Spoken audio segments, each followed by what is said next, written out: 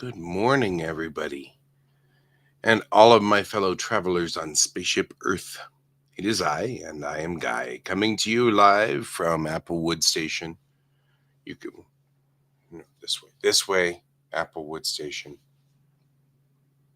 where it is a lovely 18 degrees already out there. Yikes. It's not going to get any better. Move this, and maybe I'll get cool parallax on that. That was kind of cool. As I move the door. Good morning, Brent. How are you this lovely morning? I don't have any music. We need music. What is our music for today?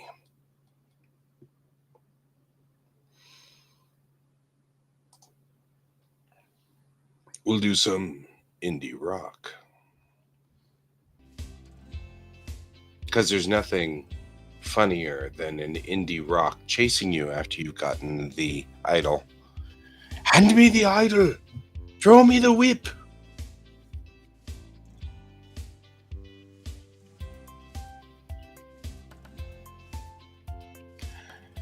Well, I'm doing great. Not taking apart cell phones to shred, so there's that. I guess that's a plus.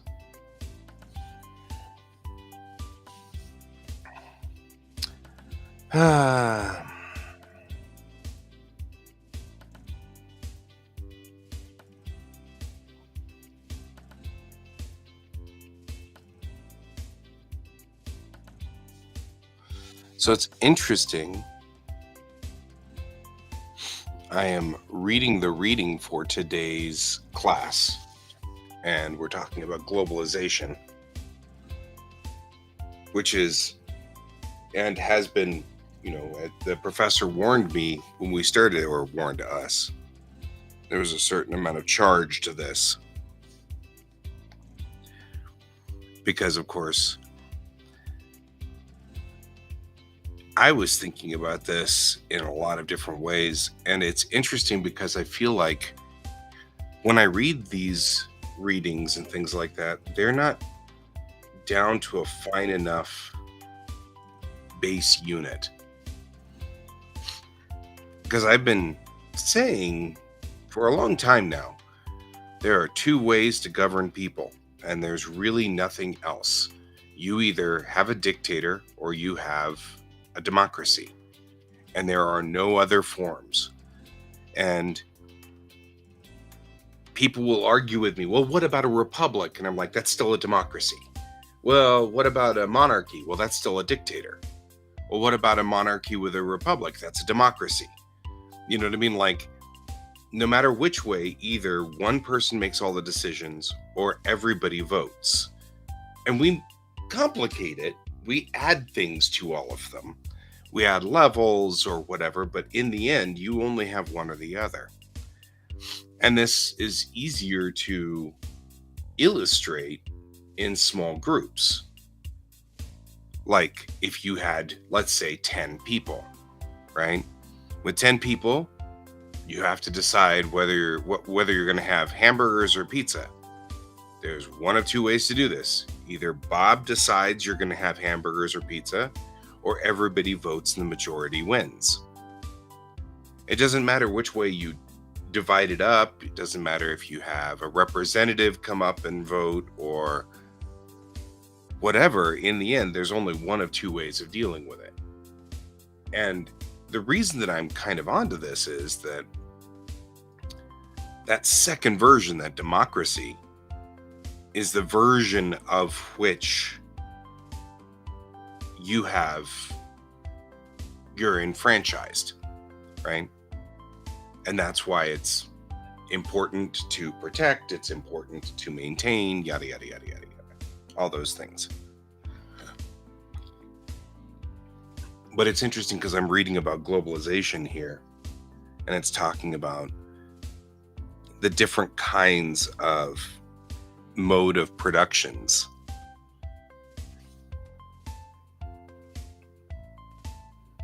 And we're talking about Karl Marx and Marxism here, which is very fascinating to me because there's a lot of things out there that I really didn't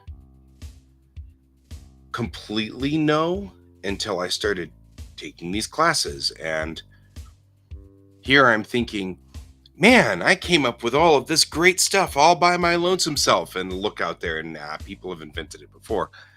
I just didn't know it. And so I didn't, do anything.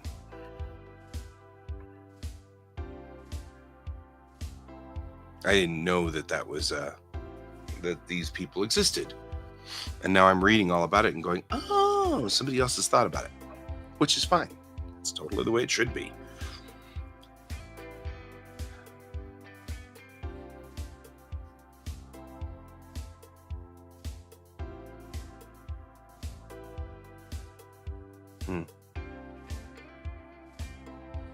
So the writing here. Hey, Gabe, how are you doing?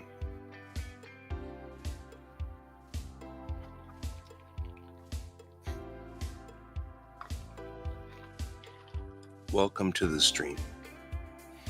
We are apparently going to be talking about Eric Wolf and Karl Marx. Don't ask me. Wolf apparently identified 3 distinct modes of production in human history: domestic, kin-ordered, tributary, and capitalist. Domestic or kin-ordered production organizes work on the basis of family relations. Does not necessarily involve formal social domination or the control of power over other people.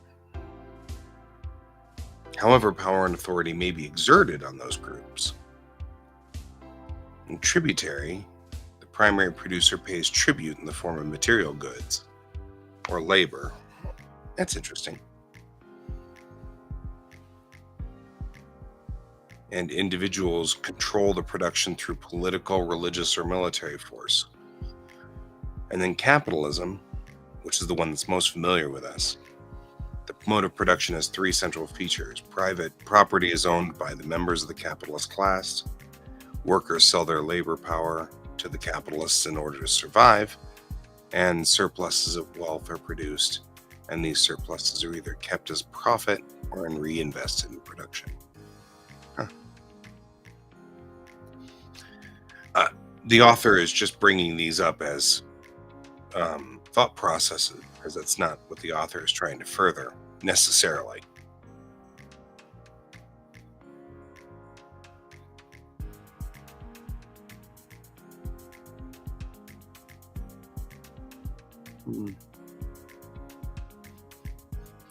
So we're talking about a whole bunch of interesting things in this particular thing. If you guys are wondering, today's work is me working on my class that I've got this afternoon in cultural anthropology.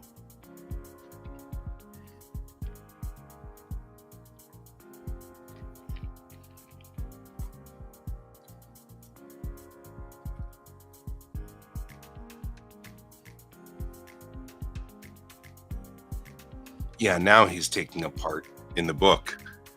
In my reading, he's taking apart sort of some of those thought processes. He's like, well, Wolf put forth these 3 class setups, but here are some cultures that decided to break that down and do it differently, which makes sense.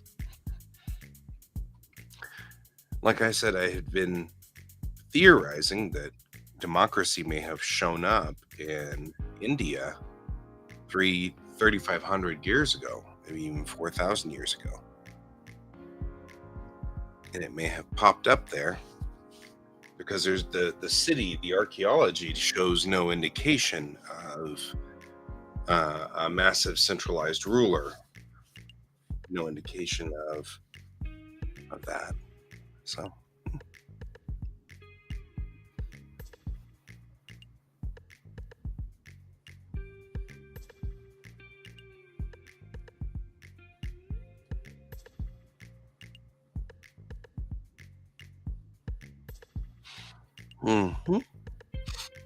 So, how's everybody doing out there in the real world?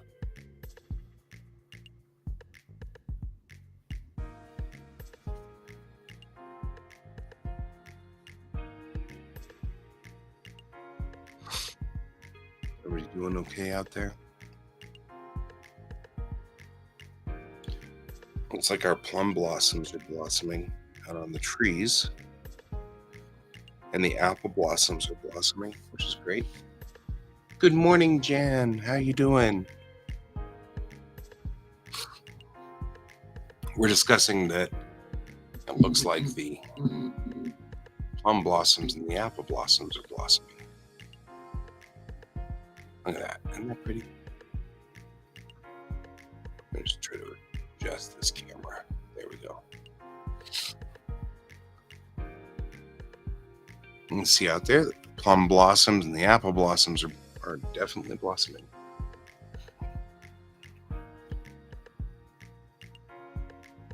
Hmm.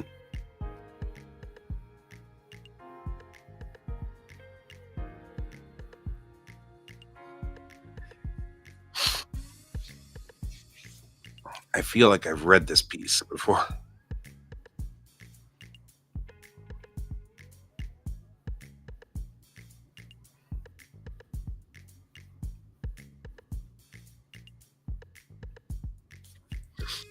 Yep. So it is interesting talking about this as the world moves towards a integrated capitalism. He's talking about how to assess and analyze this particular state of culture. I find that interesting as well. Remember that anthropologists aren't here to make judgments on things, they're just here to watch and see. That's, they're not here to say that this is good or bad. They're just observing. So it's interesting. I just find that interesting.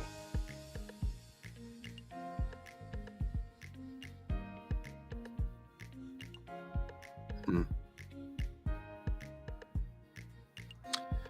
I have to reference one of these for my paper, my last paper for this class. And so one of the things I'm doing this morning is trying to assess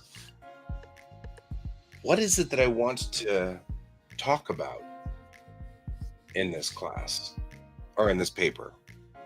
Hey, some user, good morning, or good afternoon for you, and of course, good evening for you over there on the other side of the world there, Jan.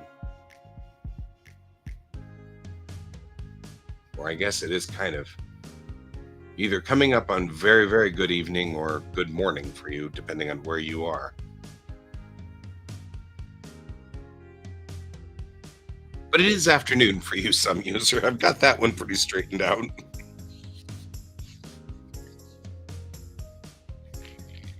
Hmm. Yep. Although I guess technically speaking, it's kind of inching closer and closer towards good evening to you as well, some user, I guess, as we kind of move along. You know what's really interesting though? If you think about it, the sun that you're seeing here is the same sun.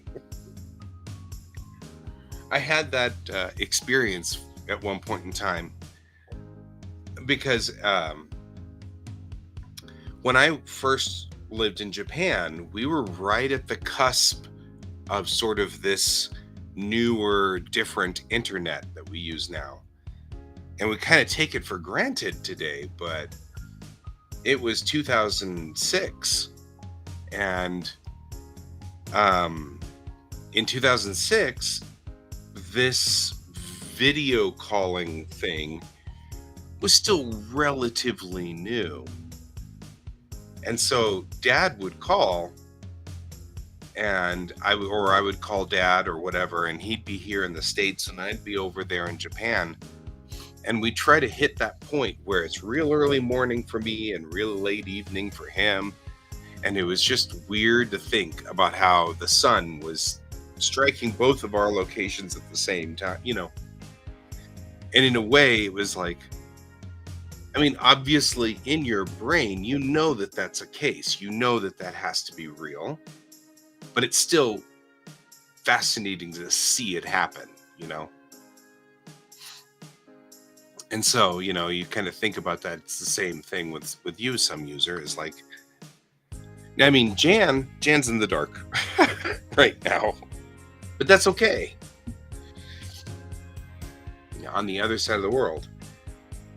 But I find, if nothing else, one of the things I love the most about streaming, right?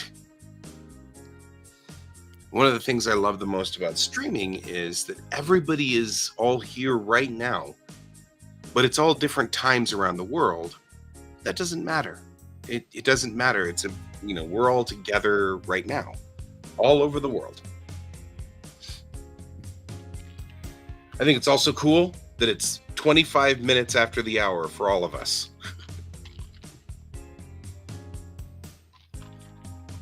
Regardless of what hour it is. And I think unless you're in Australia, and I think the Australian outback is the only one that's at a half hour. But I think most of us have been trying to get rid of, most of the countries have been trying to get rid of the half hour time zones because they just are so confusing. It's so difficult. It's easy for us to think, okay, add 5 hours or subtract 5 hours. But if you had to subtract 5 hours and 30 minutes, it becomes markedly more confusing and difficult. Of course you can. And you can also ask Jan and Brent, I guess. Because even Brent is on, it's 10:26 a.m., but it's still Brent. Brent is still at the 26 minutes.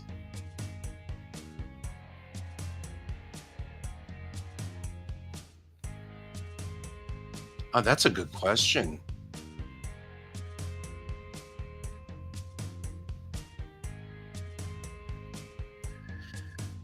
So,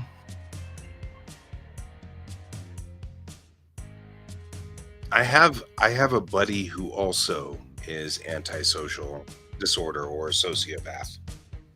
Um, Generally speaking,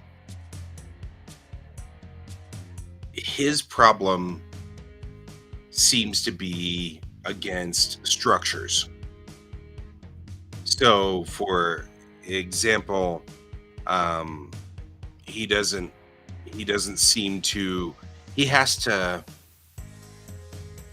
He has to mentally stop himself from doing things like, well, why should I follow the law? What good are they helping me with anyway? And how are they helping me? He's got his own personal moral code for how he deals with his friends. But I mean, one of the things about him is he's blunt. He's absolutely blunt. But I don't think he's ever manipulated us. We've known him for a very, very long time. So I don't think he's ever manipulated us. But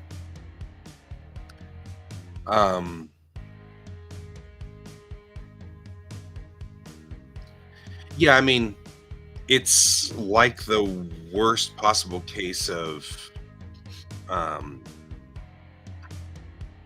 entitlement. You know what I mean? There are people out there who they're the main star of the movie. You know what I mean? I call it the star of the show syndrome.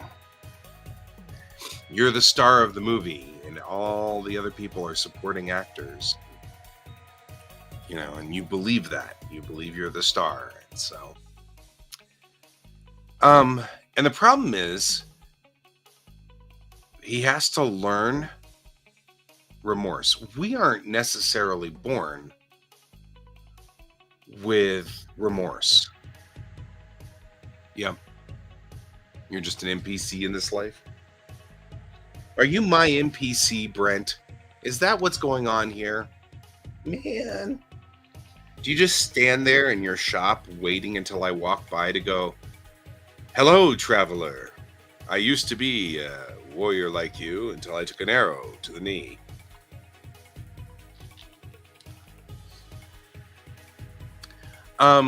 As far as your friend goes, though, some user, I mean, I would be open about it if I were you, you know? And you said that you were, this would be you talking to your friend. You say, you said you were, you didn't feel remorse, so that makes me a little leery. You don't think there's anything wrong with manipulation. But on the same token, hang on a quick. I am still getting over that cold. On the same token, if he's like my buddy, he has a very strict code of ethics. Even if that code of ethics is, I don't want to mess up your world, because if I mess up your world, then you won't give me what I want. You know what I mean? Like, there's a code of ethics out there that can just be, I don't mistreat you because I don't want you to mistreat me. You don't necessarily have to live on the code of ethics that a lot of us run on, which is, I don't mistreat you because that's wrong. Right? I mean, like, when you think about, like, the average person's code of ethics is, I don't mistreat you because that's a bad thing to do. Who wants to mistreat people? Nobody wants to mistreat people. But if you're sociopathic, or you lack empathy, or you are suffering from man, I just said it like 10 minutes ago and the word's completely leaving my brain. Right. Well, absolutely. And that, he's not alone. There's a good portion of our culture now that lives on that premise. And if you were to ask my opinion on this one, as someone who studies people,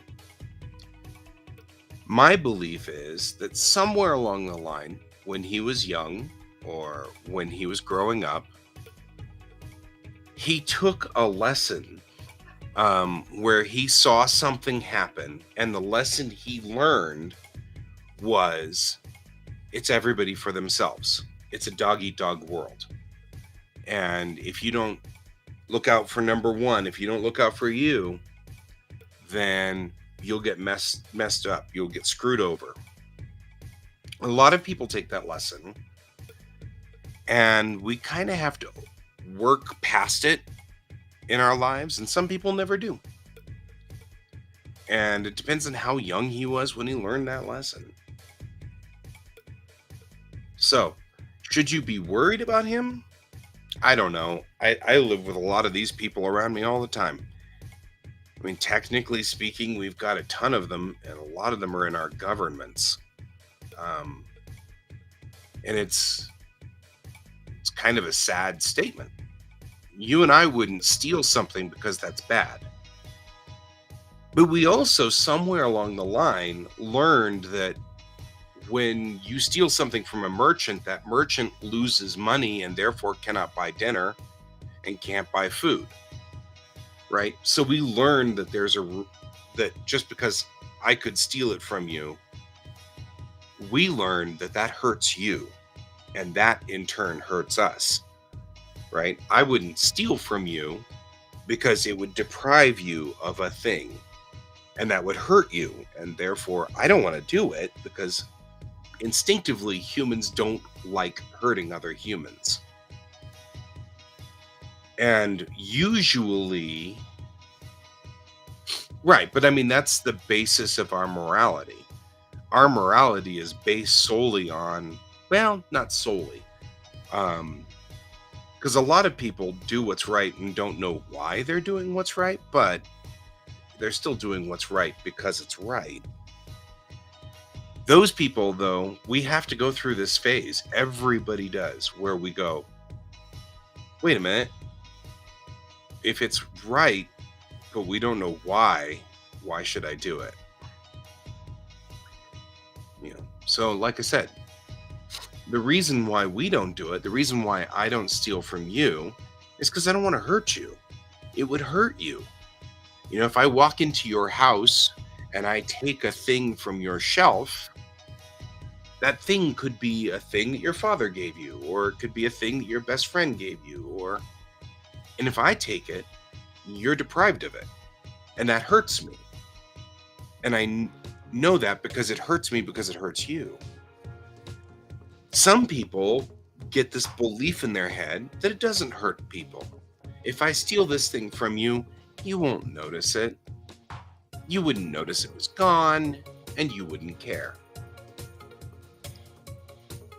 The fact that he's a friend of yours indicates that he does care. He does care at his being. Otherwise, why would he be your friend? Friends, what we do is give and take from one another. And so, yeah, I mean, who wants to inflict pain on people? You have to be convinced of that. You have to be convinced that it's okay to inflict pain on people. I'm going to blow my nose. Hang on.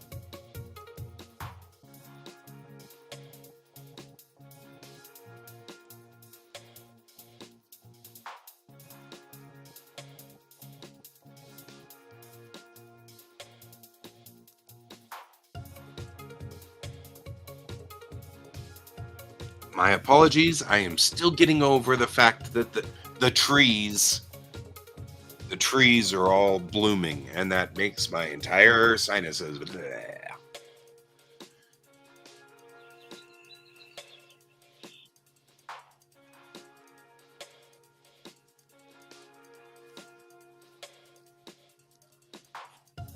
I mean, he can inflict pain on other people, and it doesn't bother him.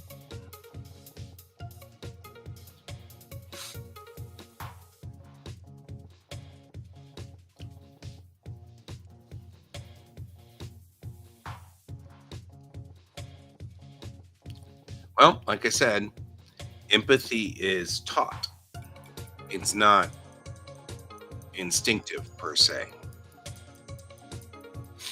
We get empathy by seeing how other people operate and internalizing that. Yeah. Well, sadism's a little different. I mean, because sadism means that you actually enjoy hurting other people, and that's a wires crossed moment.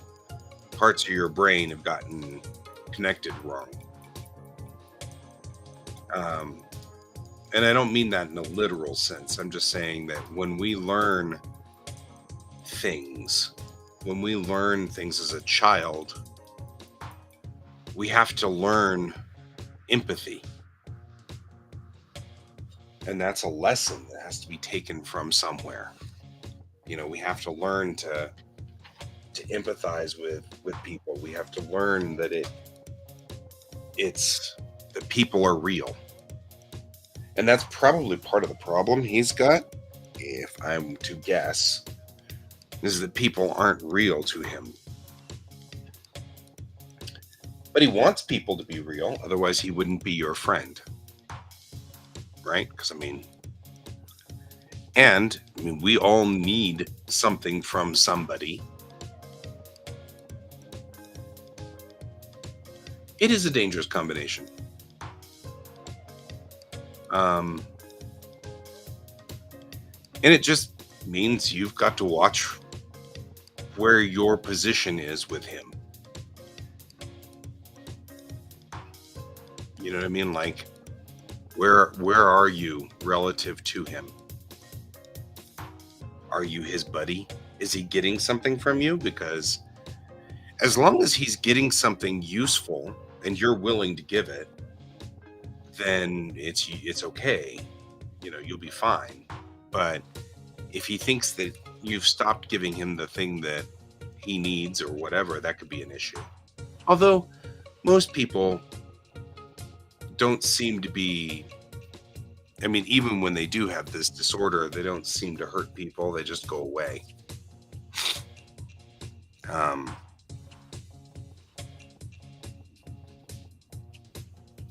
I don't know. So, my advice, be very careful with him, I guess. Yeah.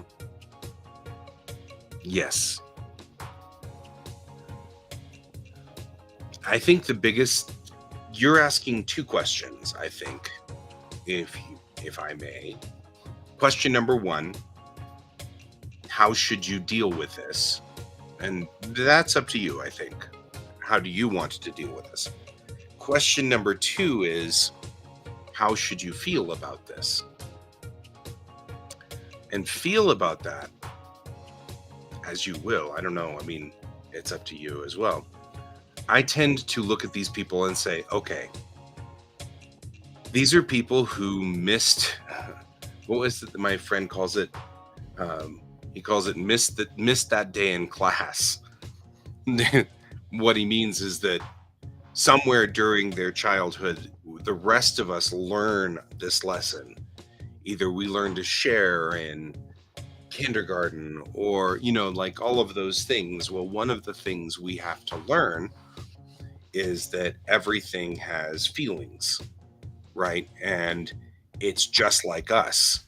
And we have to connect those two pieces together. And once those are connected, then you feel hurt when someone else is hurting. That's the empathy piece. If you don't learn that as a little child, it's not visceral. It's not in your system somewhere, Instead, it becomes a note in a kind of like if I tell you that something costs X number of euros, then you would go, oh, okay. But it's not like you feel it and go, oh no, €7? You don't feel that internally because that's something you had to learn later in life. You learned it as an adult or as an older child. Whereas a lot of us have to learn empathy really young, really, really young. And I think one of the disorders that we find from being large and having large societies and, groups of people everywhere.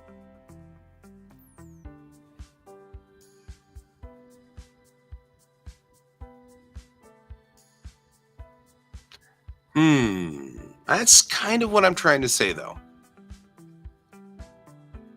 In a way, it is an act. He's getting something from you. That's the whole point. Whatever it is. But on the flip side, in a way, we all do that. It's just that when you and I, let's say we're buddies, let's say we're friends, we give and take from one another and we don't talk about it, we don't discuss it. It's just a known thing. Like we know it in our whatever, in the back of our mind, we know that I give you friendship, you give me friendship. With him, it's more explicit. He's getting this specific thing from you. If you are willing to give that thing to him, then you're fine. There's no problem with it. But if he's asking for something you don't want to give or you're uncomfortable with giving, then yeah, maybe you need to move on. But we all need to give and take in our societies. That's the way it works.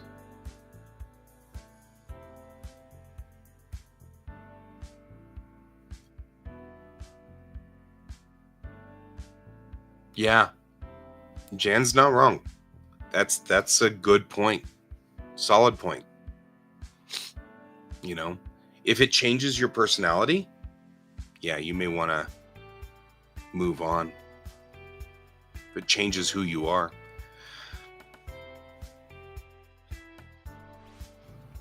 But if it's like, let's say, for example, you and your friend, go to the movies.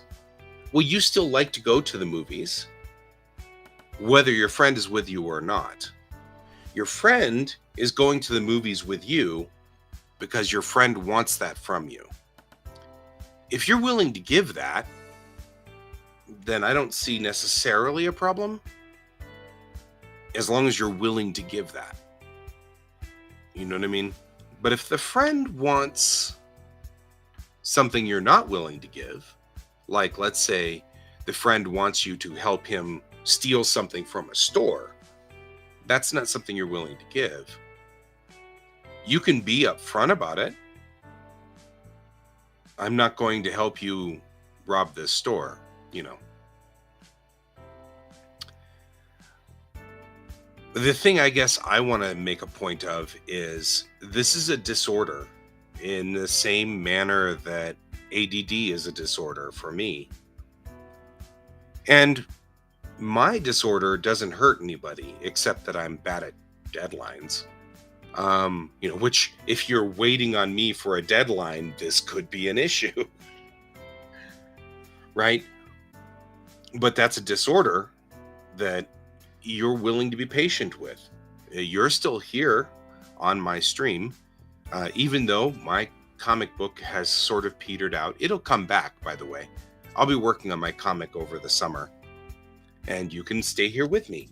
But I need to get out of school first, and I've got 3 weeks left of school. But yeah, you're still waiting for book 2, says Brent. But you're willing to put up with that from me. You know, you want, if you think of it like it's actually kind of interesting that I happen to be reading about trade and commodity right now in my cultural anthropology class. But in a way, I am trading to you. You get to watch me make a comic. That is something you're interested in doing. You're interested in that. I'm giving it to you willful or with thought process.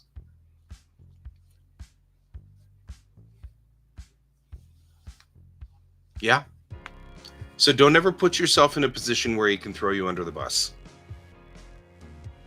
Trade what he wants from you openly and with eyes open, you know. For if you were to use the example I gave before, go to the movies with him because that's what he wants to do with you. But don't let him talk you into robbing a store because you don't want to mess with that. You know. That's my thought. I think Jan's got a good point too. If it changes your personality, yeah. Well, yes. But that's kind of like I said, it's interesting. I happen to be reading about this in my class right now.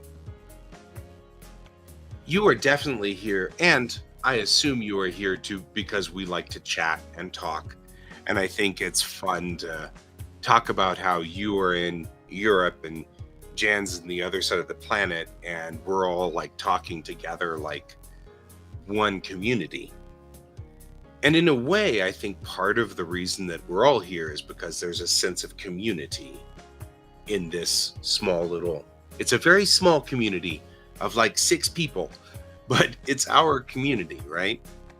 And in a way, that's a commodity. We sell that, so to speak. You're giving me your company and I'm giving you my company, and we are trading that. And that's what I was saying before. A lot of times that stuff is not spoken. We don't talk about it, but it's still there. You're keeping me company and I'm keeping you company. And that's cool. There's nothing wrong with that. That's what everybody does. I think with your buddy, though, the moment you stop is the moment he will be done. It'll be over. So whatever is the commodity you two are trading back and forth, the moment you stop giving it to him, he will leave. So, and as long as you're okay with that, and as long as you see that, it's fine. It's kind of what I was trying to say before. If you're waiting on my comic book, e.g., like Brent is waiting on the next comic, he knows that I get overloaded and my timetables slip because I have a mental disorder that makes it difficult for me to stay concentrating on one subject or one topic. And Brent's okay with that. I mean, he's okay with that. I'm joking because Brent is funny. Because Brent feels like he wants to help by keeping me on task, and he does help by keeping me on task.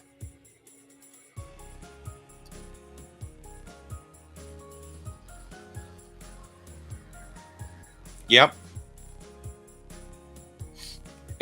if he says so, this is where he's trapped. I'm going to read Jan's statement here. Yeah.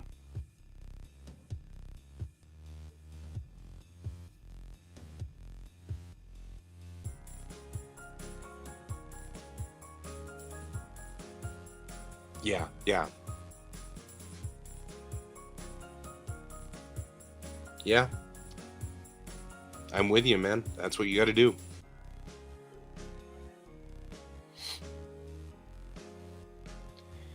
So, and some user to your statement, that's exactly right.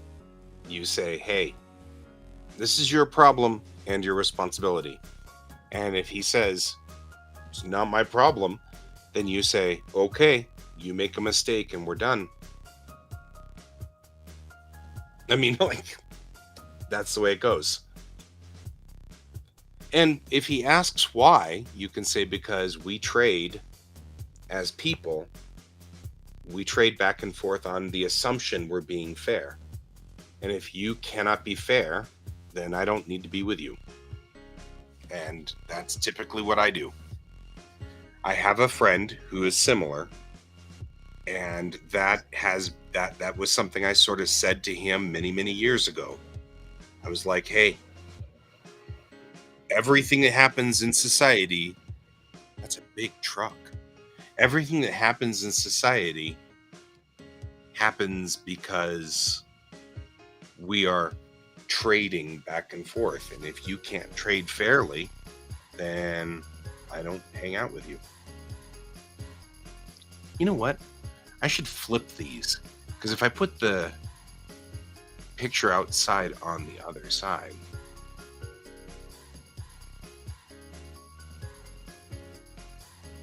ooh, I like that. You're right, Jan.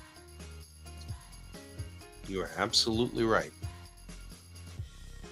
Or your friend is absolutely right as well. I mean, I don't mean to not apply that. I'm going to switch this to here.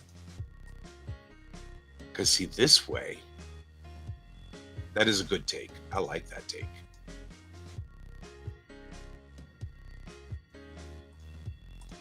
Move this to here. There we go. And this way, now I can do the things like point, and it points the right direction. Because here's the window. So like when I point and go, hey, look, there's a car out there. You can see the car. I can hear a truck coming. Like, I'm not sure what they're doing out there, but there's some very large vehicles out there.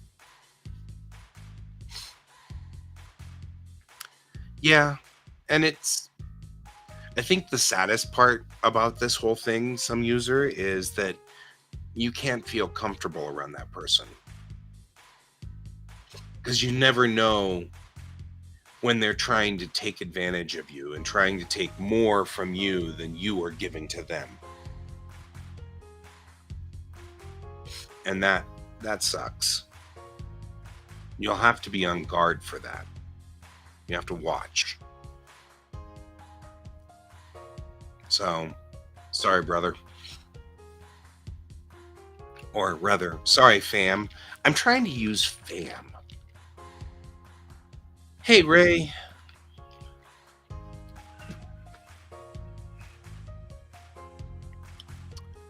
Oh, Ray, I just finished with archaeology. I just finished your entire area of the world. We were just talking about the pre-sub-homie.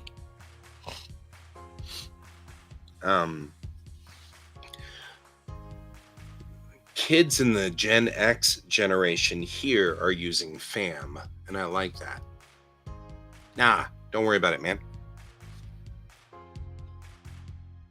Oddly, some user, you are absolutely on topic. You're just on topic for what I'm reading for class today, which is kind of fascinating to me because it's talking about the economics of people. And usually when we think of economics, we think of economics as money going back and forth for goods or trade. But one of the things that this article is talking about is that there's an economics also with friendships. And, you hear people talk about love languages, if you will, between partners. Some people have a love language of gifts, and some people have a love language of words, and some people have a love language of touch and things like that. And the truth is, that's usually discussed as two people being like a couple or a mating pair of some sort. But the truth is, all of us do this with one another. And depending on our culture, those love languages can be more or less connected, even between our friends. Yeah, I know. I love fam too.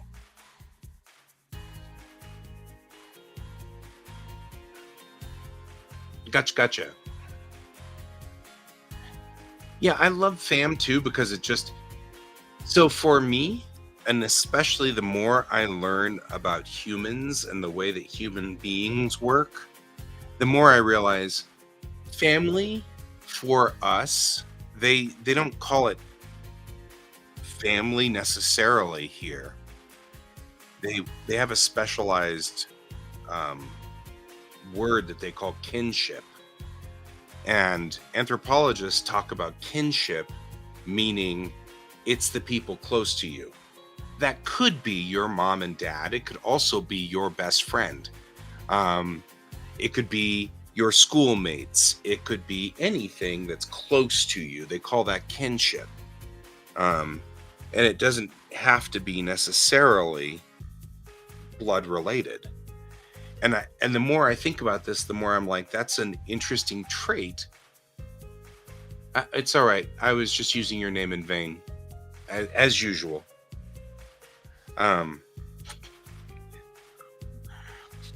So there was a discussion also about how funny it is that in most cultures, people who are close to you, you get insulting with for whatever reason. So like Brent and I, okay, see you in a sec. Brent and I are actually relatively close. I mean, I would consider Brent to be a relatively close buddy. Because we're both gamers, we've both been in sort of the same circles, even though I don't think Brent and I have actually sat down and played games together yet. But we will. It's only a matter of time. Brent just has to be back in town. But I consider Brent to be a buddy, so, I get to pick on him a little bit, and he gets to pick on me. And that's an interesting aspect of kinship. But it was funny, I was talking to a friend of mine in Japan who's Japanese, and we were talking about how it's the same in Japan. If you are close friends, you insult each other. And I think that's an interesting aspect. I know, I think we've met in person like 2 whole times. But Brent, you've been here for 5 years on this stream. You've been with me for 5 years on the stream. So, and you're on the Geek Tank stream, and I don't think there's a problem. You're a buddy. But also, I mean, right, exactly. And you're in a different culture as well, some user, and I find that fascinating because that's a common thread, right? It doesn't matter whether you're in Sweden or in... Right, exactly. Jan's saying the same thing. And Jan's in a different culture as well. So it's interesting that has become kind of a common thread. It's a human thing to do to one another. And I find that interesting. Mostly because the more I learn about people, the more I realize that we are all the same. It doesn't matter what country you're from or what culture you're from. We might disagree on economics, we might disagree on politics, but in the end, we're all people. We're all the same people, That's a good question, my friend. That is a good question. But I also think that some people have a decorum. Like, I think that you guys are all pretty good friends. I like all of you guys a lot. I like hanging out with you guys. When Ray and I are here, we have discussions that involve sometimes political edges and things like that. Some user and I have discussions about people. Jan and I have discussions about culture. Things like that. We have these discussions that make us friends. We're buddies. But there's a decorum. I won't insult you guys yet. And not because I don't feel like you guys are close or anything like that. That's sort of a decorum in this thread. And even if I do insult Brent, it's not going to be real insults. Right. And that was the same thing with my mom. My mom was not one of those people. My dad and I picked on each other a little bit in jest. But my mom didn't. She took everything very seriously, and you didn't pick on her. My mom would not take it well. And it was the same thing. So that's another interesting statement, But also, like, when I insult people, I make sure that it is very clearly in jest. I'm being funny. I'm very clear about that, very specific. Like, even with my best bud, we'll taunt each other, but it's always like we use the same exact joke every time so that we can clearly say it. Like, you're ugly, but at least you can sleep. I only came by because I knew you were doing that. And I figured you needed to do that. Right. I needed an example. And now I'm leaving. Now you're leaving. My best friend, by the way, lives with me as a roommate. And so he just showed up in the door because he heard me talking about this. Just so I could say, you're ugly, but at least you can sleep. That's one of our ongoing running jokes that has been going on in all of our friendship for like 30 years. I'm hungry. Right. There you go. And you're ugly too, but at least you can eat. There we go. That's the traditional. He comes in and goes, I'm hungry, and I go, yes, and you're ugly too, but at least you can eat.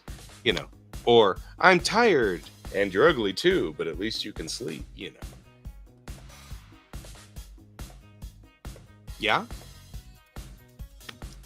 So all of those are funny insults, but the truth of the matter is, I don't think that either James or I are particularly ugly, but we make that joke all the time, even though it's probably not true. I don't know. We've known each other since we were in our 20s. I guess that's when we were probably, if you were to think, that was when we were our best looking.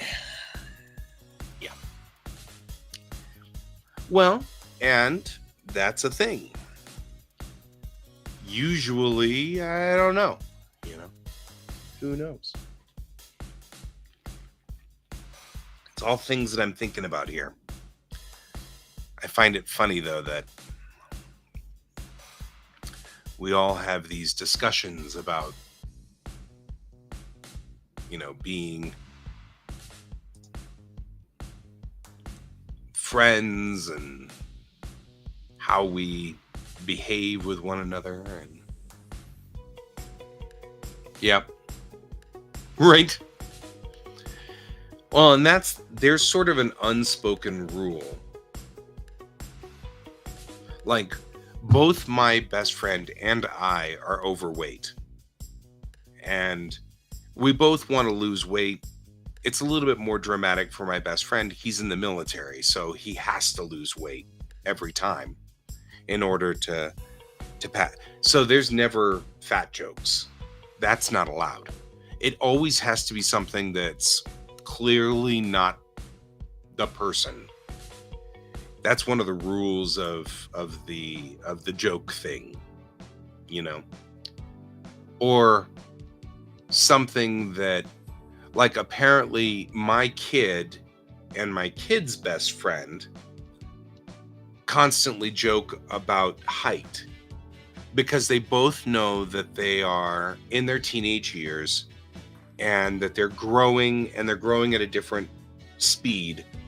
And so one of them's super tall today and the other one's super short, but that won't be true in 2 years. They'll both be the same height in 2 years.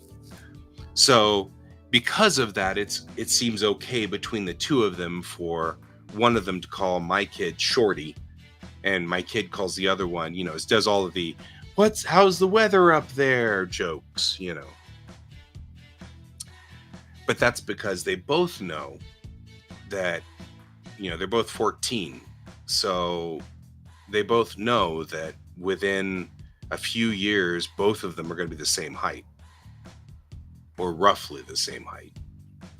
So that seems an appropriate insult to one another. But they're also both 14, which means that they're both skinny and, so they probably also call each other fat.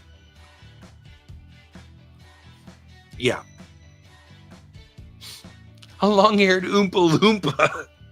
Oh, man, that's good, man. That's a good one. I like that one. I'm still coughing because of the cold. A long-haired Oompa Loompa. That one's good. Yeah, I think that's the best ones are insults that are clever, but aren't actually insulting,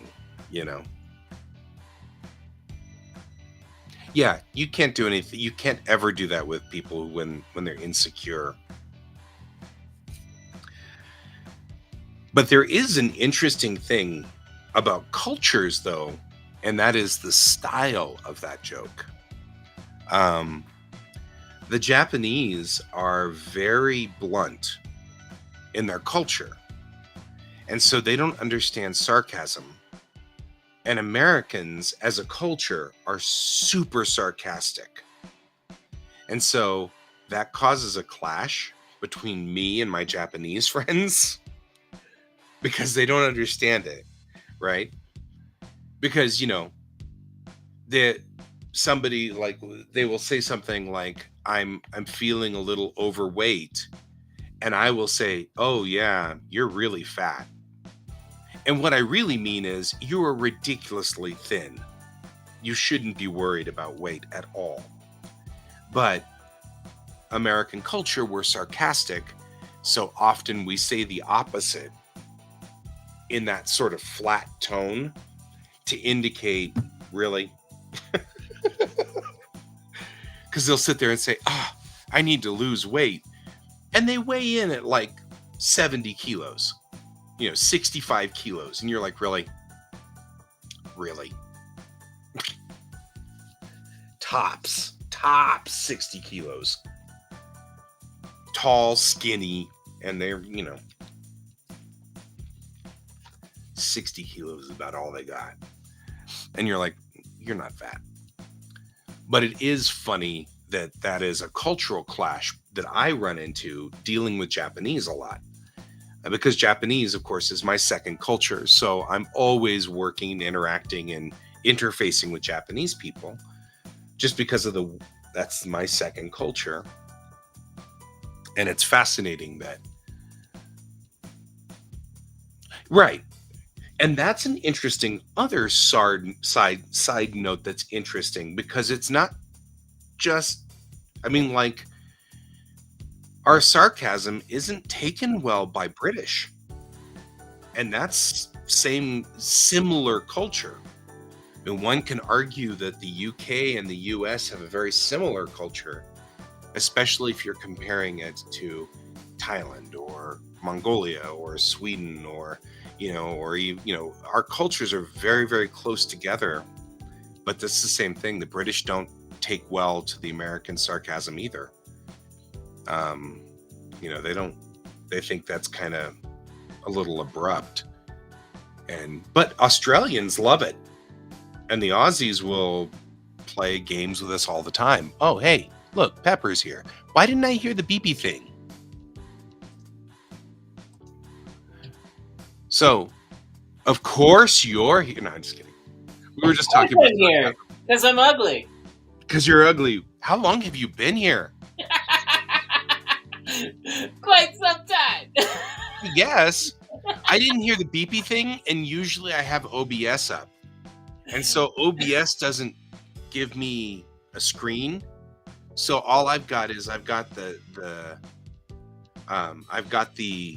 text thing running, because did you know that you can actually have it assigned through OBS so that all of the things that they're writing in the duck pond I can read in OBS. Oh, nice. Nice. But it does not tell me when someone else is here. So I have to wait for the beep-doop noise, which I didn't hear this time. I can hear the music, though. It's a spicy pepper.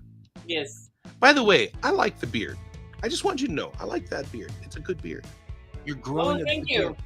Thank you. I started noticing that I have now white whiskers coming in on my mustache area. Yep.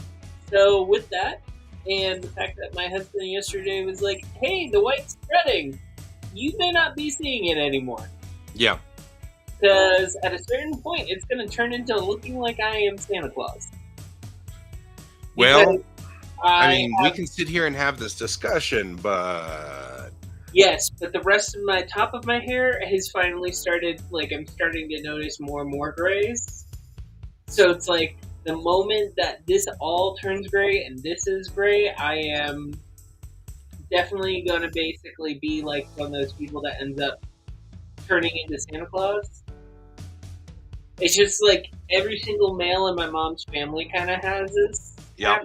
Nothing wrong with that. Yeah, I have a better beard than my father. My father's it's all patchy. Oh, yeah.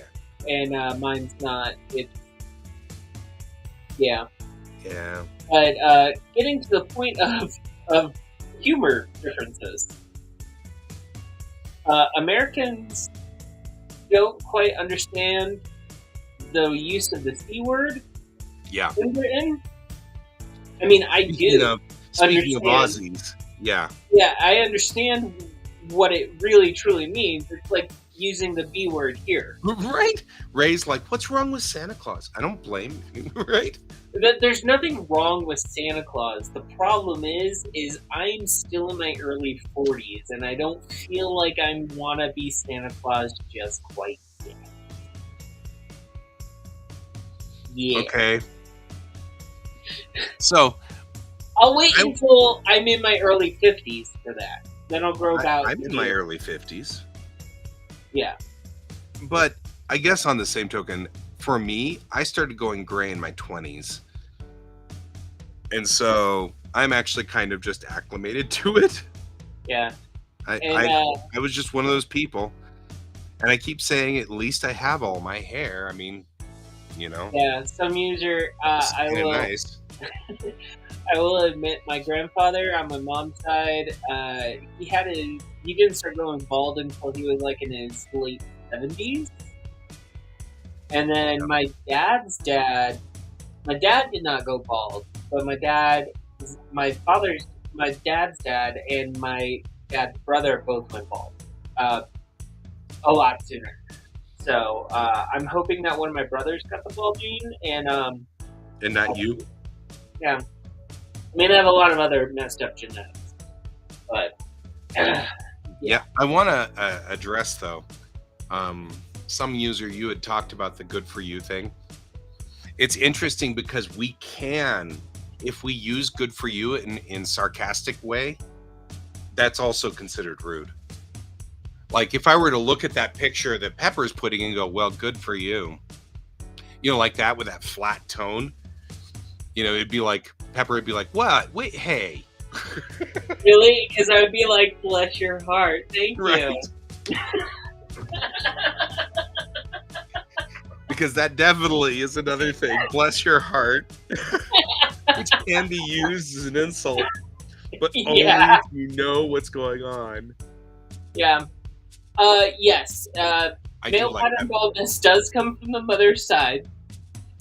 My great-grandfather, my grandmother, my father's mom's dad did not go bald.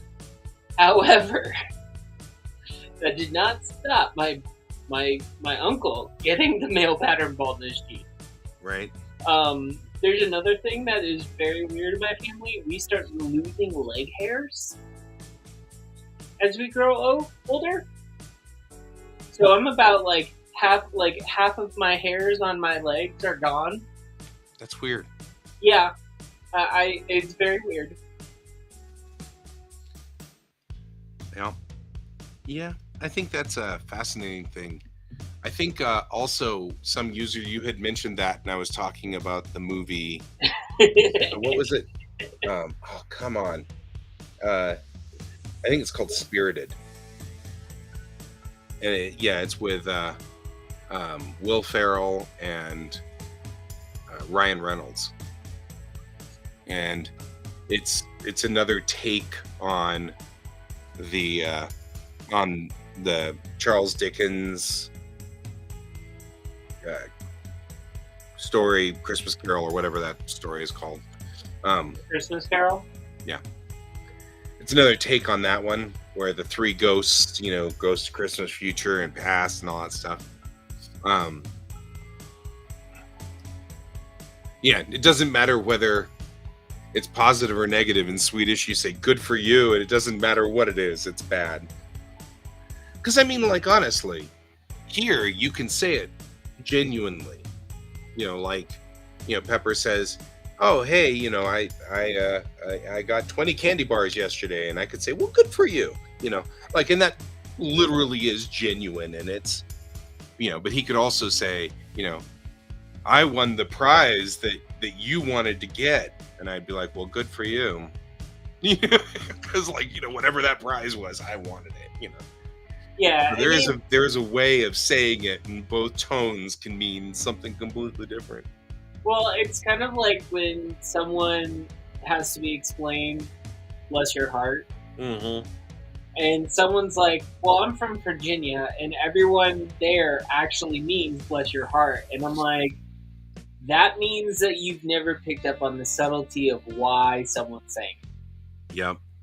Because bless your heart is, it is very much like good for you. Because I could be like, oh, bless your heart, you're doing such a good thing, and that actually means bless your heart, you're doing such a good thing, and it's in an even tone, and you actually mean it, right? But you could sit there and you could be telling me this wonderful story that seems so profound and everything, and I'm just like, bless your heart. that takes on a whole nother meaning. Completely different levels. And then there's also the and like when I would go to North Carolina in America. Right. Being Yeah, I mean, normal. bald is that like I'm not scared of going bald. Like I'm growing my hair out right now. I'm really like if I go bald, I go bald. The only problem with me going bald is I literally look like a cross between Elmer Fudd and Fester Adams. Okay, like if I shaved my face and shaved my head, it does not look exactly correct. Like it just doesn't look normal for me. So like that's all. I'm just. I mean, if I had a beard, that's fine. I mean, if I went completely white hair in my beard, that's fine too. Because like, I mean, quite honestly, these large patches of white used to be red, like red hair. So, like it's and it's now starting. Sometimes I have that problem with pepper too. Ray, I'll say the thing. Oh, I'm sorry, Ray. Yeah, I take things very literally sometimes. Sorry. It's all good. Yeah. But back to Bless Your Heart. The funny part about that one is, it also can be expressing like this weird, almost like sympathy. You know. Mm-hmm. Oh, did you hear that Joe was in the hospital again? Oh, bless his heart. You know. Yeah, I mean like a sympathy that thing. one's not bad. It's that one's not bad. But if you see a grandmother grab the chin of a child, looking at him or her affectionately after they've been like a nonstop terror, right? And she's like looking at him or her and got the chin and goes, "Bless your little heart." She is scathing at that point in time. Sure, she is saying that child is a little piece of driving her crazy. You know, like Brent, I can see the sarcasm. Bless your heart, Pepper. I can see the sarcasm of that. But the thing is like, I've met some people who like they genuinely think that when someone says "bless your heart," it definitely means that. And I've moved, and since I moved to Colorado, I've had people say "bless your heart" in like retail settings, and I was like, "No, you're not getting it." And yeah, sorry about like if this is a tirade. It's just it's something in America, and I've had to.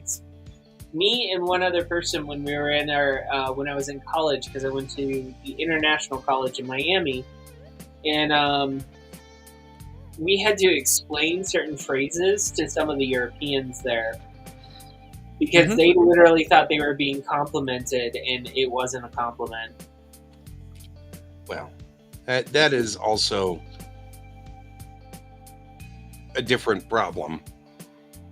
I was talking about the fact that sarcasm typically is misread, which is funny.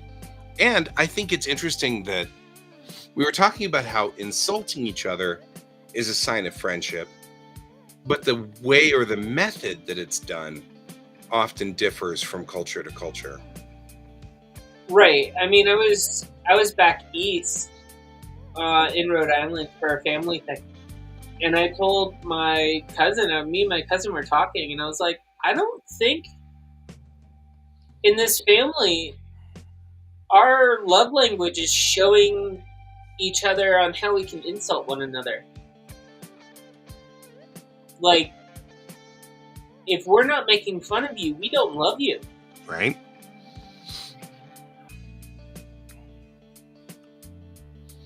And that is interesting. So some user, so in my family, we got, I did have to actually explain, to my northern family, we had to explain "bless your heart." Right. And Bless Your Heart was the only one that I really had to actually do this with. But for some weird reason, like in my family, I have this knee-jerk reaction when when I was much younger. I don't do it now, but when I was younger, because of the way my family's set up, if someone went like, and I was talking to some of my friends, and I was like, "Oh, do you pay them well?"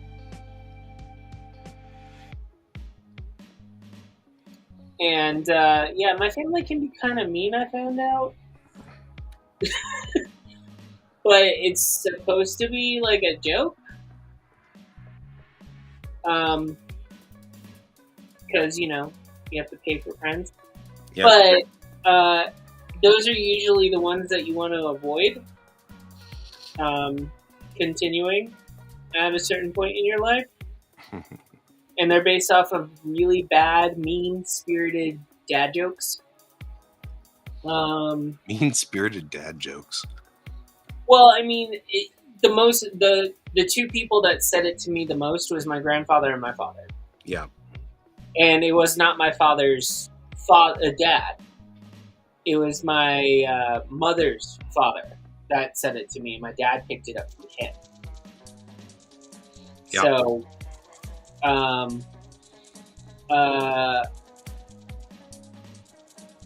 no, Bless Your Heart. I mean, you can say it for sneezes. You can say it for a lot of myriad of things. It's all about the inflection of the tone, right? Except really, I don't think we ever use Bless Your Heart for sneezing. Yeah. I've never heard that. I know for some people they say it. I've only heard it in Tennessee really for sneezing. And again, it was limited and specific to that person. Yeah. I don't remember Bless Your Heart ever being anything other than an expression of, because bless you is the sneezing one. We'll say bless you for sneezing. Yeah. I don't usually say because I'm not religiously aligned, and I feel like that's a religiously aligned statement, so I try not to say it because I feel like that should be for religious people. Yeah. So that's their thing, and I'm okay with that. Instead, I tend to say Godzilla because it's non-denominational. Yeah. Yeah. Yeah. But tone goes for all words. Like, yeah. For the most part, a lot. Okay, I just want to point one thing out between Darwin, bless you. Australian English, I dig British that one. English, and American English. Like, those are the three Englishes that I have like a lot of crossover sections with talking to people with. So I'm just speaking to my experiences, not anything else. For the most part, all three Englishes display almost the same type of satirical humor. Almost. It's just on how the wording is placed is a little bit different. Like, tonal shifts in here and there between words is what really is the semantics of it.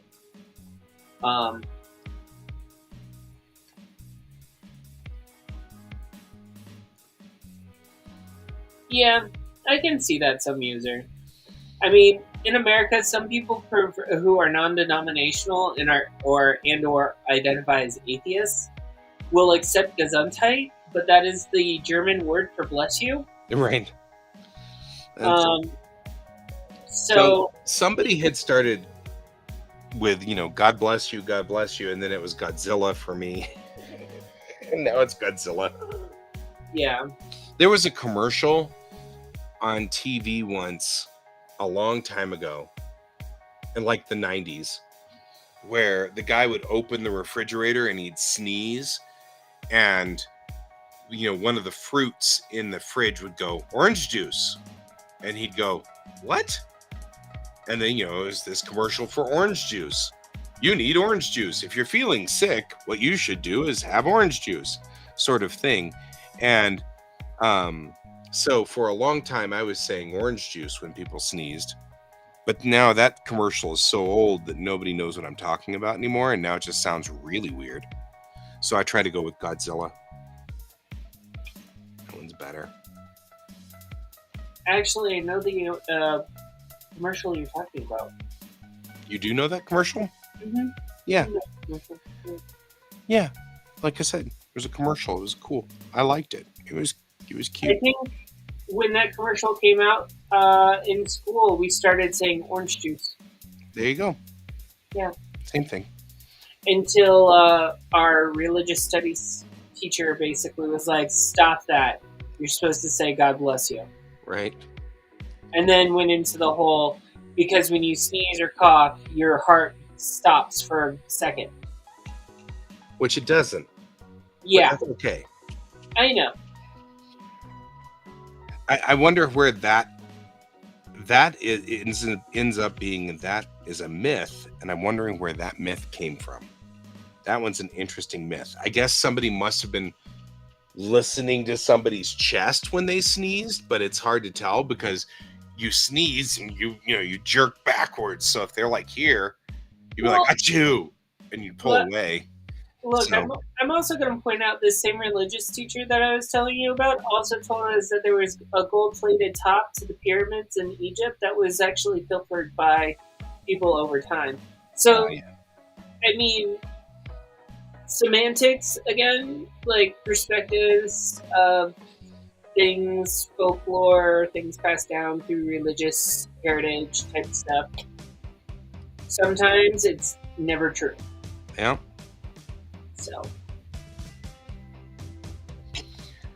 So one of those things. I don't know. Right? Oh, yeah. That makes some sense. I've often wondered why. I mean, because like people sneeze 4 or 5 times, you just sit here in English going gesundheit, gesundheit, gesundheit, gesundheit, gesundheit. It's like, or God bless you, or you know what I mean? It's like, it seems like I don't know. So I do the same thing. I go Godzilla, Mothra, Gamera. I just keep going through them. If I'm feeling very, very sarcastic and someone's sneezing multiple times in a row, I'm just doing this.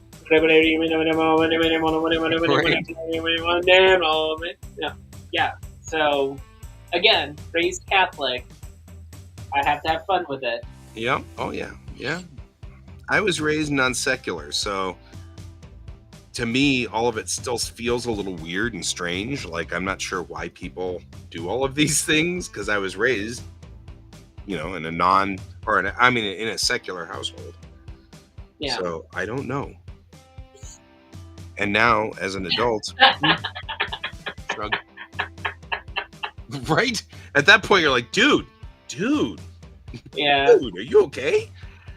Yes.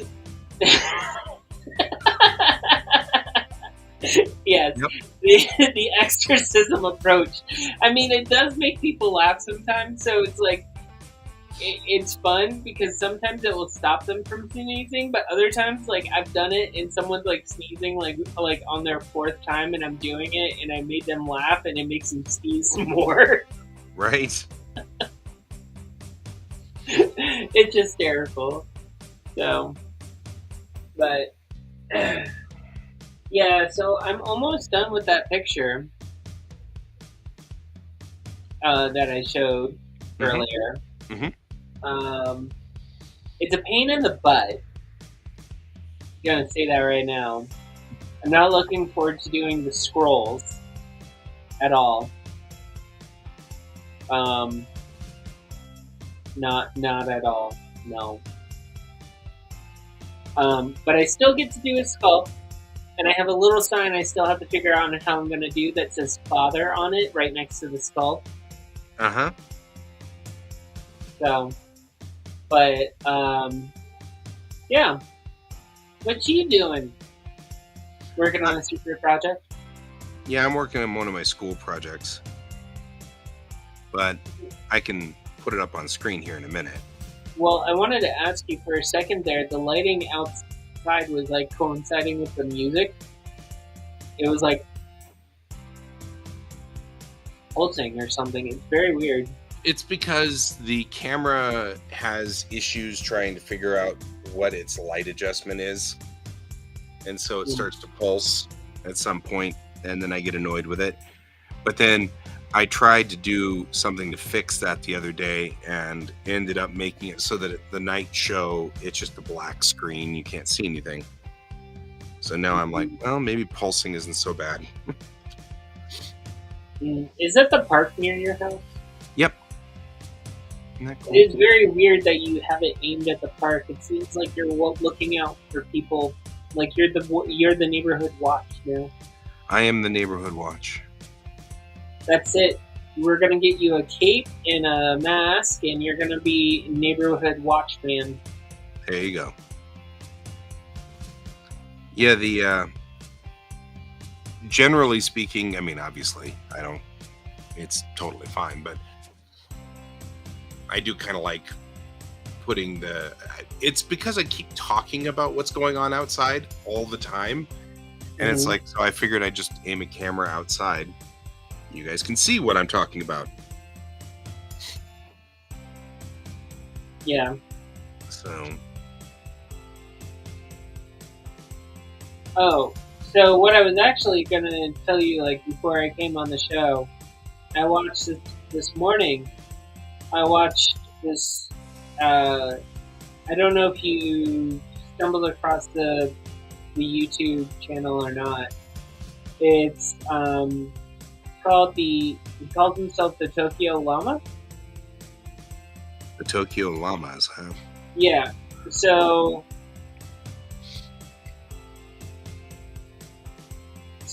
he restored a house in Japan for him, his wife, and his 2 sons to live in. Oh yeah, that's cool. And that is not the button I needed. But what I was watching. What I was watching was he was doing a whole video about Akia.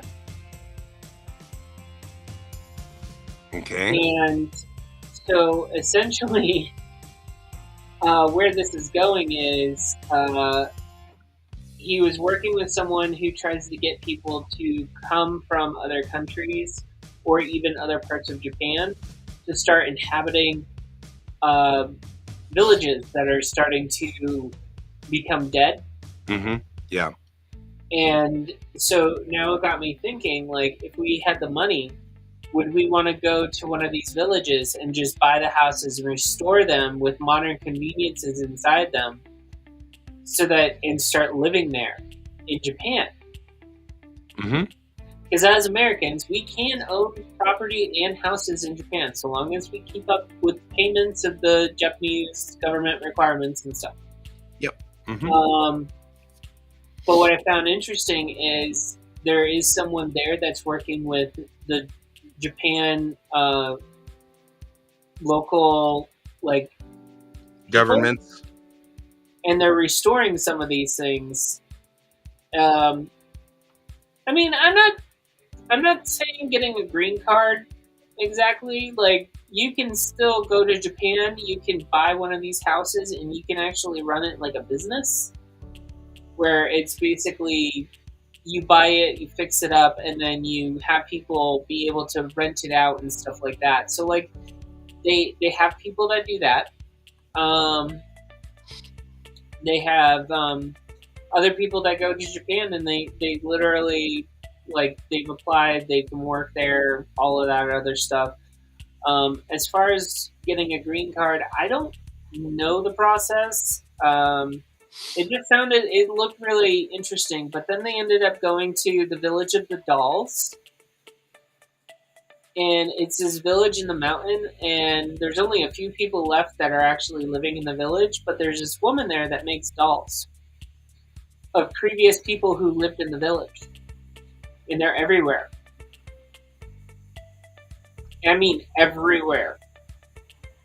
Like, they went into the old elementary school, and in the gymnasium, they had a grouping of these dolls just scattered about.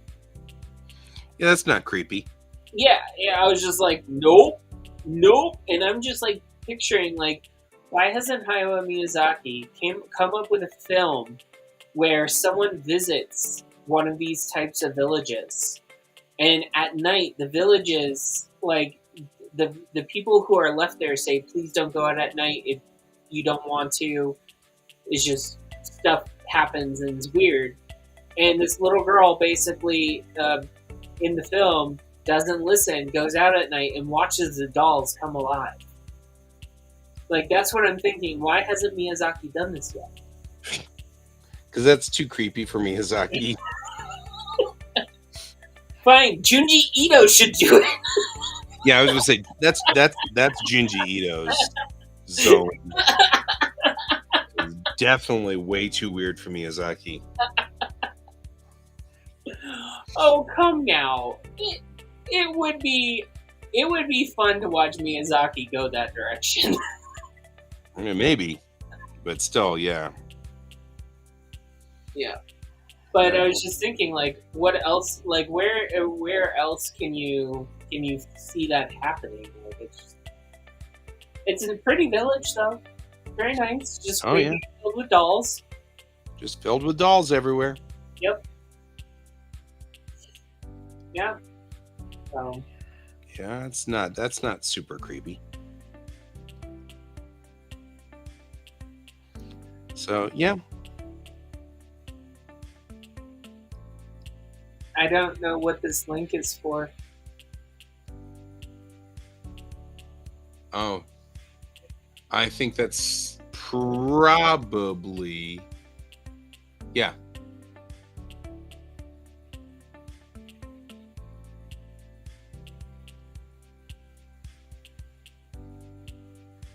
Yeah, I forget. I keep forgetting there's two Miyazakis now.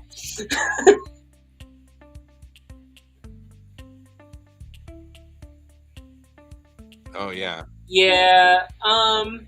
Yeah, you're right, Ray. Yeah, I wouldn't. I think that. I mean, I don't mean to knock Albin here, but in the clear there, I don't think I'd click on that link, folks. I mean, without anything else on there.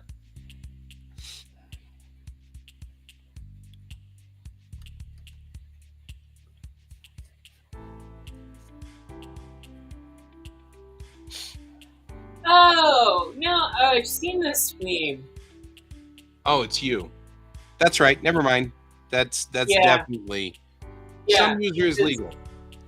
Yeah, so, no, it's he's out on Discord. That's right. I forgot about that. Sorry, some user. Because Hayao Miyazaki, he's a rather depressing person in person, but his artwork is so poppy and colorful. And Junji Ito is like the sweetest person in the world, and his artwork is horrifying. Yeah. And it's above it says, "Artist, is this accurate?" And I just have to say, yes, it's pretty much accurate. Like, the more bubbly the artist and the more personable they are, they go dark. Yep. They go dark really fast, really quickly. They have their moments of levity, though. I love Junji Ito when he did Pokemon. Definitely a thing. Yeah, I mean, I understand what you're saying, right? And from that perspective, yes. But also at the same time, I still find some of the stuff that he does in some... so some user, he did a limited edition area of Pokemon,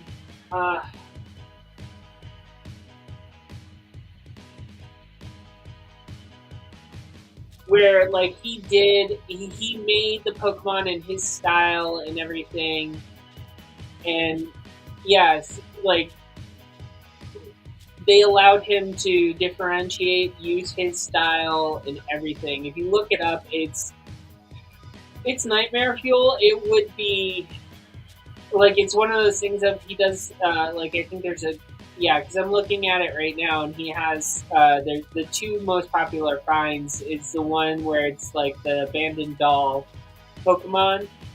I forget the name, but then there's also a Gengar one, and his tongue is completely out, wrapped around a human being. So That's important. yeah, but yeah, he did several things, several images, and I think that's that. And then like it was a limited thing, and that's it. Um, but it was still like it's still one of the best things that I've seen.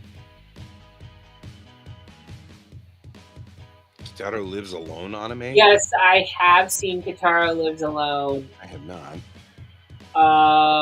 It is. I don't like. I had Bill watch it with me, and parts of it were really funny, really cute. But then, like, we got to certain bits of it, and yeah, guy, that is a cute illustration. Space cats. Oh, yeah, it's my cat building a rocket. Thank you. I do recommend watching Kintaro Lives Alone. But be prepared to cry at times if you're an easy crier. Be prepared for trauma dumps, stuff like that. I'll stop talking. Thank you, Jan.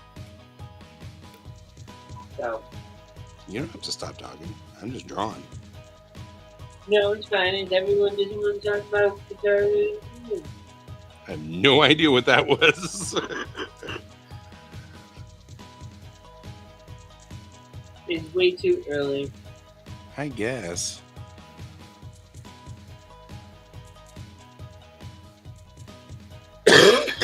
I have to illustrate a book. I have to illustrate my story that I'm making for Japanese class. And the story is called Space Cat Uchu Neko. And so I am doing the Zorba the Greek. That's cool. So I'm doing the illustrations for it. Just because I can.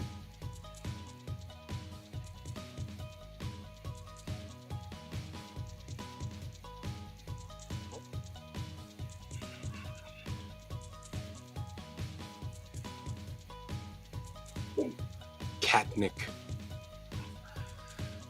I don't know what his name is. It's occurred to me I never really thought of it. I don't know. I mean, he must have a name of some sort.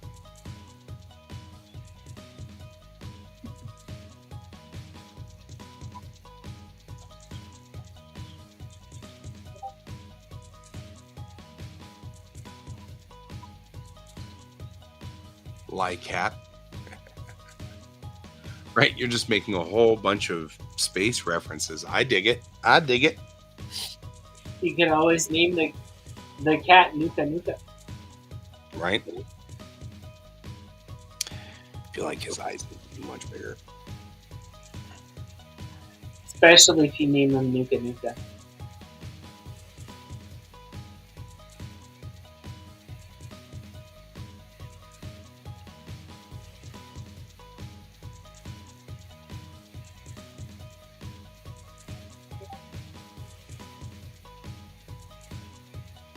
Here we go. To match the other drawing I've done of this cat, he's got a huge head. It makes him look more like a kitten. I'm gonna have to go through and clean this up, but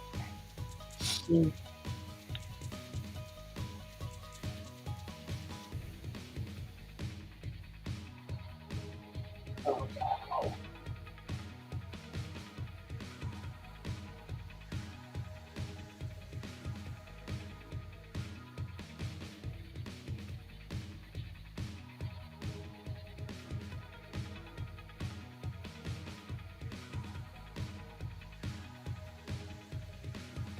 I just got the dates of all of mine and Bill's training dates that start at the end of May. Ooh, there's a lot of dates. The whole month of June, we have trainings. Oof. Um, and this is just because we decided that we were willing to adopt up to a 6-year-old. Oh, now you've added complexity. Yep. I get it. So once July 11th, it looks like, hits, we are in the clear, and we will be available to adopt up to a 6-year-old. That'd be cool. Yeah. I wish you all the luck in the world on that. Yeah. Luckily, I have next door. I have a foster mother who's fostered and adopted like 9 children, Mm-hmm. something like that. She said. So she. So we're like, while we're waiting, we have to do all of this training. But even she's questioned me and Bill sometimes, like, why don't we go for an older adoption? Like, she's even said, and when I've said, like, my husband wants a baby, he wants a newborn baby, and she's like, no, I get that, but also at the same time, like, we're not getting younger. Nope. So You're really not.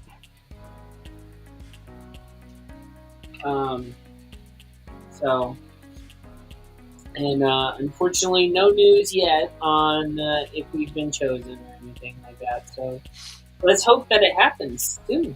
Right.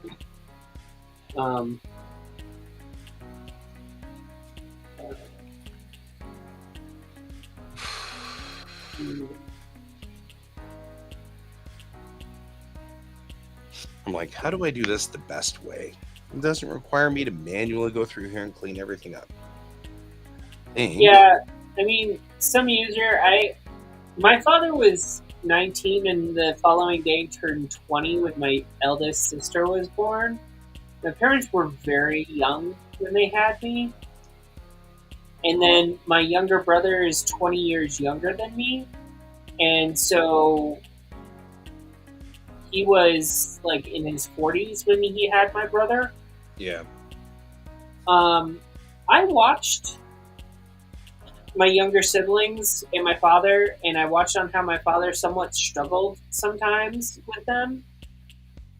I'm already in my 40s. Like, I don't want a strenuous relationship with kids that I call my own.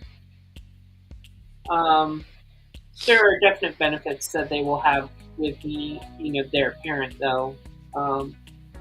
But it's a very weird topic, weird, touchy subject, I guess, for some people. Well, But, I mean, just me. I get so totally offended. No, I'm just kidding. I don't get well, it's like right now, like part of my friend group, it's like half of my friend group is having kids, and they're around my age, late 30s, early 40s, where they're sending their kids off to college. I don't have in between. right. Like, the environment I grew up in, everyone had children pretty much very young. And then, by the way, folks, I'm from Florida, so again, not always the best place in the world. So don't take that for all of America. It's just Florida.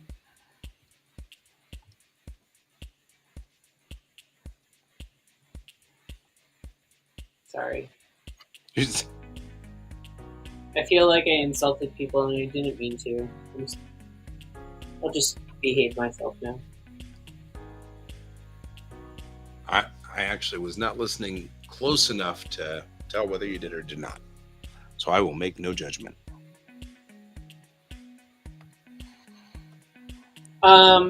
So my father struggled to keep up with his children. Like, he wouldn't run and play. Like, with me, he actually would go outside. He would run around. He would do stuff. He would actually, like, do the play bits. And that was when I was really young. But when my younger siblings were born, he didn't go outside and play with them. He would stay inside.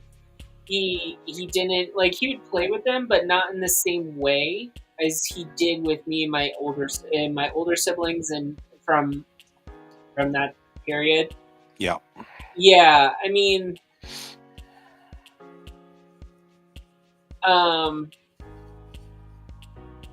it. How should I say? My dad was 20 years older when my brother was born, so he was actually in his 40s. But he had my youngest sister at 38. Something That's like about that. the same age as I am, or I was with my kiddo. Yeah. And my dad, I mean, I love him, but I don't talk to him every day. So there's a lot to unpack there, and I'm not trauma dumping on this channel in that manner. I will trauma dump about other things. Yeah, I mean, yeah, and some people it's great, and it's amazing. It's amazing. And I'm just gonna sit there and say I think I'm a pretty decent parent. But yeah, it's just it's a bit weird for me, because, like, again, I have friends who are now having children, like, that are around my age, in like late 30s, early 40s, and I'm in my early 40s. You know, kudos to everyone who's older who has kids. That's fine. I have friends who have children, unfortunately, are going off to college. They've been around for like 18, 19 years, and they're going off to college. Some of them are setting their children off at 20 because, you know, Florida. And that's not a knock against Florida. I mean, I'm just saying Florida education, sometimes you're 20 and you're still in high school. Depends on how well you put into school, sort of deal. Yeah.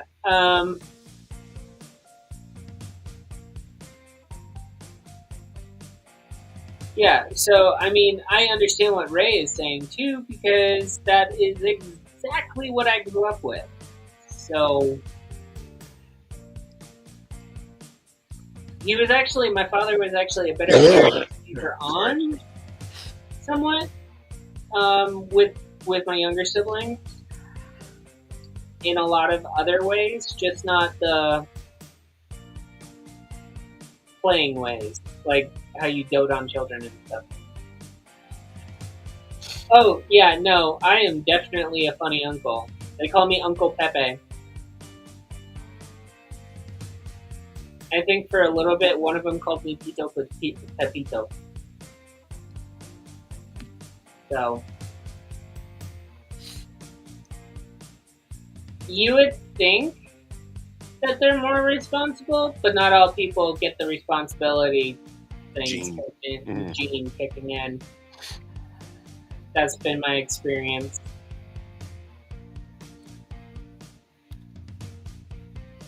So, if anyone's ever...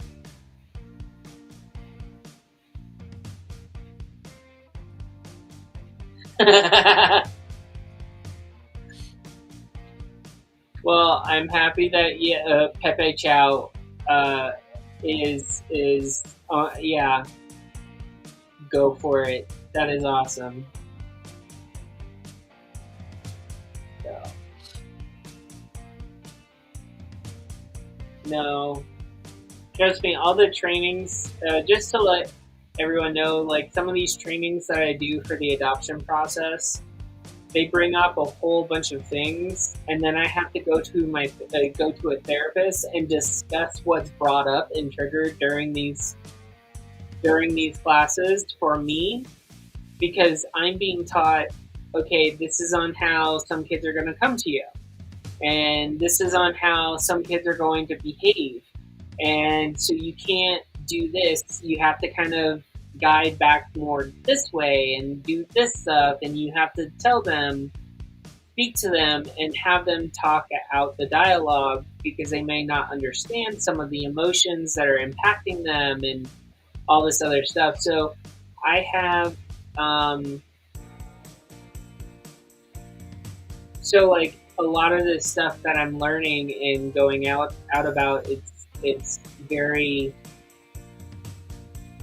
it's useful in more than just the adoption ways in preparing for children. For me, it's been useful for if I decide to write something, I now have better understanding of some human natures that I can actually write a little bit better with emotions and how certain actions impact other people, especially if you're writing to children.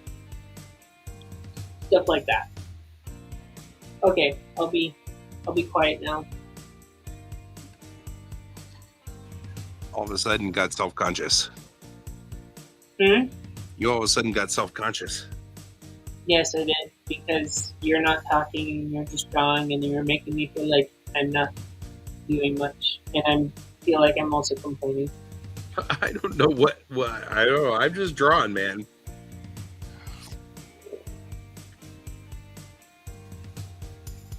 I've been on this same chapter writing-wise for a little bit, and all it is basically this guy. I'm writing on how this guy is coming to the manor and how he's preparing for when the overall story and events start beginning. Mm-hmm. And so yeah, that's what I've been trying to work on when I'm talking to you. That sounds good to me. Yeah, my only problem is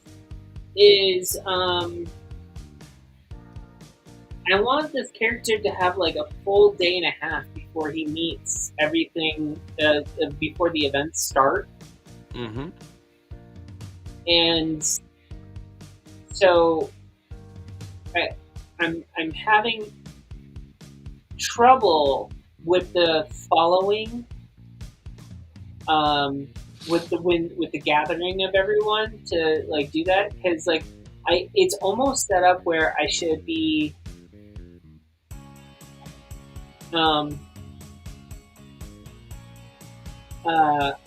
it's almost set up like I should have everyone coming be like a clue style setup, where it's like everyone's using fake names and all that other stuff. But also at the same time, like, I don't want to write it like Clue. But it seems like it's a perfect setup for that. Okay. Well, Clue isn't like... That's not a trademarked concept. No, it's not. I mean, Agatha Christie uses it a lot.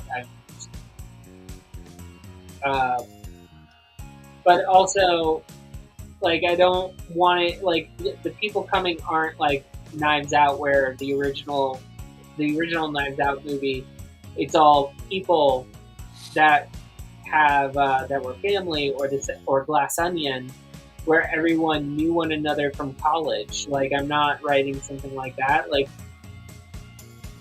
I'm trying to write it in a weird, like, I don't know what I'm trying to write. I'm really not. I'm just letting whatever kind of happens happen. Well, I got to give you guys warning, because we got only a few more minutes I can be on here, because I have to go to class. Oh, okay. Well, do you want to end it right now? It's 11:03.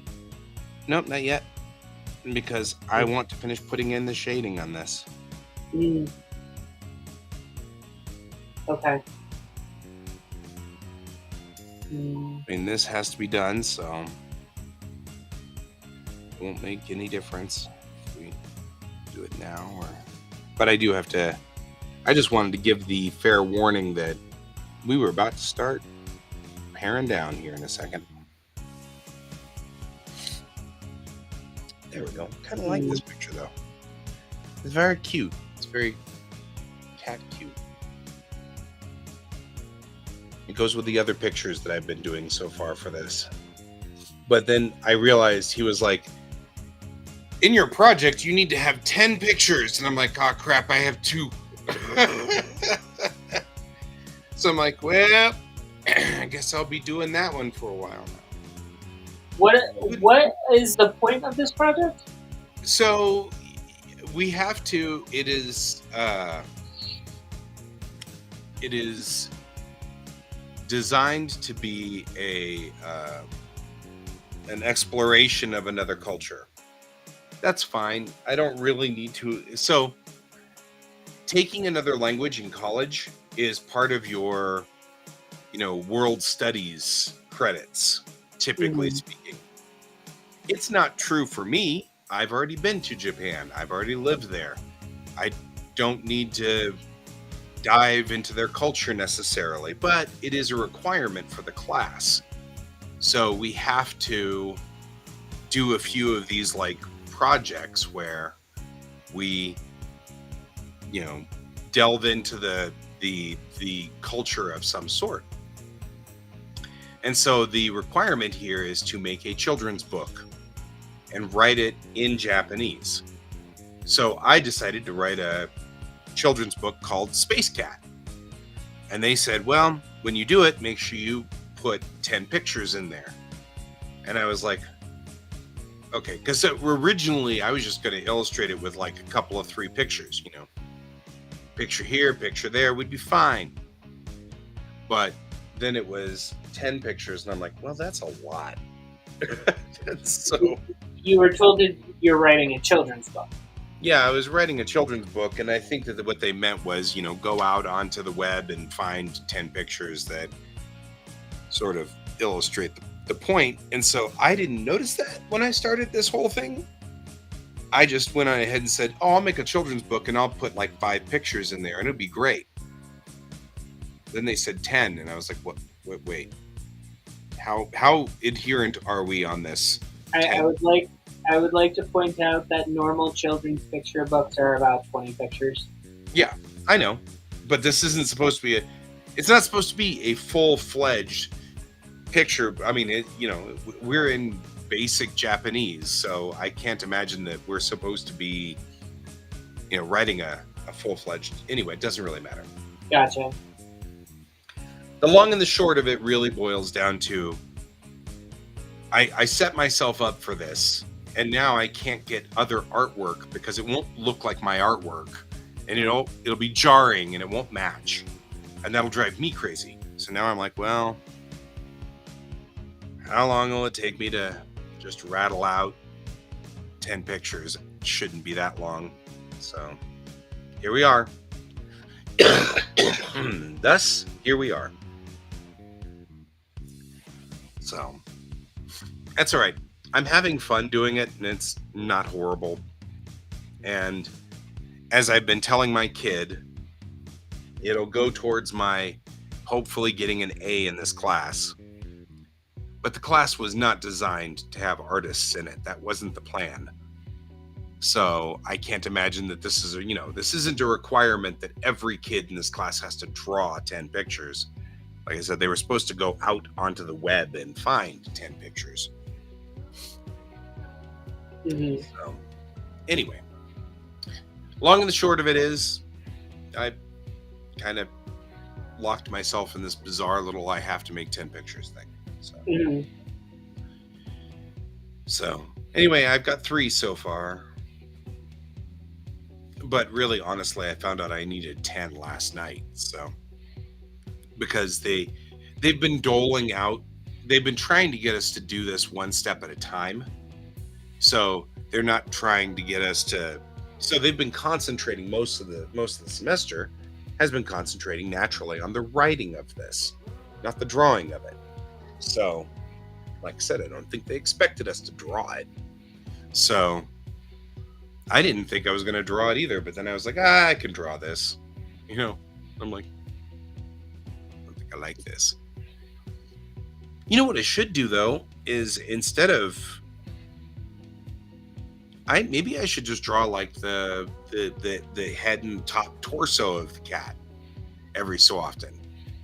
It's still considered a picture, but it wouldn't take as much time, and it could just show his expression. Or I don't need to do the full rocket ship and the cat, and it could just be the rocket taking off with a little plume of smoke behind him. It doesn't have to be this full picture. Now that I think about that, I'm like, that actually maybe will save me a ton of time. Just these little sub pictures. They don't have to be elaborate. So that would be fine. Actually, now that I think about that, that's actually probably the correct answer. And then all I have to do is just draw little one-off pictures. Or, I mean, it's a little space thing. One of the pictures could be space with a couple of stars and a planet. That's a picture that's added in there. Actually, not a bad idea. 10 pictures would be, because the only other problem I have is it's not like it's a horribly long. Sorry, I heard something coming It's not from a another horribly long story, so there's only so much I could get away with. It's like at some point it gets to the point where it's one sentence, one picture, one sentence, one picture, one sentence, one picture, which does kind of make it look a little bit more, I don't know. Anyway, okay. Regardless, I got to get in the shower so I can go to school. I will talk to all of you people later. I won't be on tomorrow morning because, of course, I've got class. But I will be on tonight for Geek Tank, and I'll be on at 10 o'clock local time tonight for an hour, and I guess I will be continuing to work on cats and space. So that will be the thing, and then I will be back Wednesday morning for our normal show, hopefully. Unless something shows up. We'll see. Either way, I hope you guys all have a wonderful day. Thanks for joining me, Pepper. Thanks for joining me, Some User, and Jan, and Ray, and Brent, and I mean, that was the other Some User. And Some Other User, because that was his Discord title. All right. And I hope you guys all have a wonderful day. And as always, remember to keep your eyes on the stars. Goodbye.